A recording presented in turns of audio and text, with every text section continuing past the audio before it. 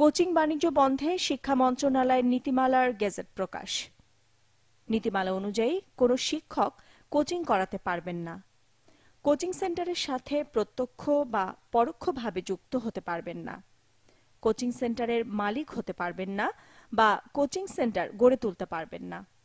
এমনকি একজন শিক্ষক কোনো শিক্ষার্থীকে কোচিং করাতে উৎসাহিত, উদ্বুদ্ধ বা বাধ্য করতে পারবেন না, অথবা কোনো শিক্ষার্থীকে কোচিং সেন্টারে যাওয়ার জন্য তার নিজ নামে বা কোচিং সেন্টারের নামে প্রচারণা চালাতে পারবেন না। কোচিং বাণিজ্যে জড়িত হলে ওই শিক্ষকের বিরুদ্ধে শাস্তিমূলক ব্যবস্থা নেয়ার কথা বলা হয়েছে নীতিমালায়। নীতিমালা অনুযায়ী এমপিওভুক্ত শিক্ষা প্রতিষ্ঠান অর্থাৎ স্কুল, কলেজ, মাদ্রাসা বা কারিগরি প্রতিষ্ঠানের এমপিওভুক্ত কোনো শিক্ষক কোচিং বাণিজ্যে জড়িত হলে তার এমপিও স্থগিত, বাতিল, বেতন ভাতা স্থগিত, ইনক্রিমেন্ট স্থগিত, বেতন এক ধাপ নামিয়ে দেয়া, সাময়িক বরখাস্ত ও চূড়ান্ত বরখাস্তের মতো ব্যবস্থা নেওয়া হবে। এমপিওভুক্ত শিক্ষা প্রতিষ্ঠানের এমপিওবিহীন কোনো শিক্ষক কোচিং বাণিজ্যে জড়িত হলে তাকে ওই প্রতিষ্ঠানের দেয়া বেতন ভাতা স্থগিত, ইনক্রিমেন্ট স্থগিত, বেতন এক ধাপ নামিয়ে দেয়া, সাময়িক বরখাস্ত ও চূড়ান্ত বরখাস্তের মতো শাস্তি দেয়া হবে।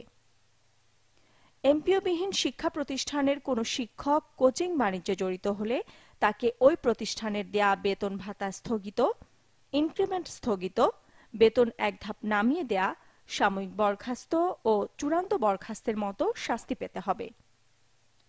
কোচিং বাণিজ্যের সাথে জড়িত শিক্ষকের বিরুদ্ধে শিক্ষা প্রতিষ্ঠানের পরিচালনা পর্ষদ ব্যবস্থা না নিলে সরকার ওই পরিচালনা পর্ষদ ভেঙে দেয়া, ওই প্রতিষ্ঠানের পাঠদানের অনুমতি, স্বীকৃতি, অধিভুক্তি বাতিল করে দিতে পারবে। আর কোচিং বাণিজ্যের সাথে সরকারি শিক্ষা প্রতিষ্ঠান অর্থাৎ স্কুল, কলেজ, মাদ্রাসা বা কারিগরি প্রতিষ্ঠানের কোনো শিক্ষক কোচিং বাণিজ্যে জড়িত হলে তা সরকারি কর্মচারী আপিল বিধিমালার অধীনে অসদাচরণ হিসেবে গণ্য হবে এবং তার বিরুদ্ধে সে অনুযায়ী শাস্তিমূলক ব্যবস্থা নেওয়া হবে। নীতিমালায় বলা হয়েছে, কোচিং বাণিজ্য ঠেকাতে শিক্ষা প্রতিষ্ঠান পরিচালনা কমিটি কার্যকর ব্যবস্থা নেবে। এ লক্ষ্যে অভিভাবকদের সাথে মতবিনিময় করবে এবং প্রচার প্রচারণা চালাবে।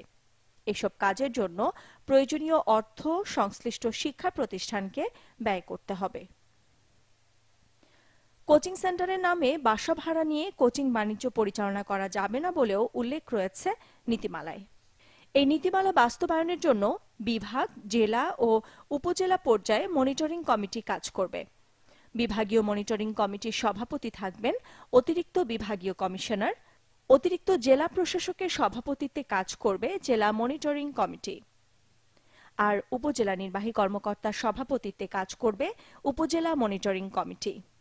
কোচিং করাতে বা কোচিং বাণিজ্যের সাথে জড়িত হতে না পারলেও একজন শিক্ষক প্রাইভেট পড়াতে পারবেন। নীতিমালায় বলা হয়েছে, একজন শিক্ষক নিজ শিক্ষা প্রতিষ্ঠান প্রধানের কাছ থেকে পূর্ব অনুমতি নিয়ে প্রাইভেট পড়াতে পারবেন। তবে নিজ প্রতিষ্ঠানের শিক্ষার্থীদের প্রাইভেট পড়াতে পারবেন না। পড়াতে হবে অন্য প্রতিষ্ঠানের শিক্ষার্থীদের। তবে একদিনে 10 জনের বেশি শিক্ষার্থীকে একজন শিক্ষক প্রাইভেট পড়াতে পারবেন না। আর এসব শিক্ষার্থীর নাম, রোল, শ্রেণী সহ তালিকা দিতে হবে শিক্ষকের নিজ প্রতিষ্ঠান প্রধানের কাছে। এছাড়া শিক্ষা প্রতিষ্ঠান নিজেদের শিক্ষার্থীদের জন্য অতিরিক্ত ক্লাস বা কোচিং করাতে পারবে। তবে তা হতে হবে ক্লাসের জন্য নির্ধারিত সময়ের আগে অথবা পরে। শুধুমাত্র অভিভাবকদের আবেদনের প্রেক্ষিতে প্রতিষ্ঠান প্রধান অতিরিক্ত ক্লাসের ব্যবস্থা করতে পারবেন। শিক্ষা প্রতিষ্ঠানের অতিরিক্ত ক্লাস বা কোচিং এর জন্য শিক্ষার্থী প্রতি ফি নির্ধারণ করে দিয়েছে সরকার। নীতিমালা অনুযায়ী প্রতি বিষয়ে বিভাগীয় শহরে মাসে 300, জেলা শহরে 200 এবং উপজেলা বা স্থানীয় পর্যায়ে 150 টাকার বেশি নেওয়া যাবে না। আর একজন শিক্ষার্থীর কাছ থেকে 1200 টাকার বেশি নেওয়া যাবে না।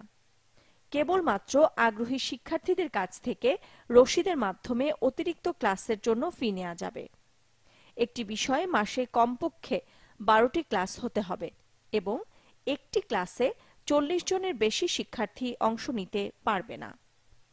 শিক্ষার্থীদের কাছ থেকে নেয়া ফি এর টাকা কিভাবে খরচ করতে হবে তাও বলে দেয়া হয়েছে নীতিমালায়। টাকা ৯০% ক্লাসের সাথে জড়িত শিক্ষকদের দিতে হবে, আর বাকি ১০% রাখতে হবে সংশ্লিষ্ট শিক্ষা প্রতিষ্ঠানের পানি, বিদ্যুৎ, গ্যাস ও সহায়ক কর্মচারীদের জন্য। নির্ধারিত ফি এর বাইরে শিক্ষার্থীদের কাছ থেকে বাড়তি কোনো টাকা আদায় করা যাবে না, আর ফি এর টাকা অন্য কোনো খাতে খরচ করা যাবে না। এছাড়া সরকার কোচিং বাণিজ্য বন্ধে নীতিমালা বাস্তবায়ন এবং সচেতনতা বাড়ানো সহ প্রয়োজনীয় পদক্ষেপ নেবে বলেও নীতিমালায় উল্লেখ করা হয়েছে।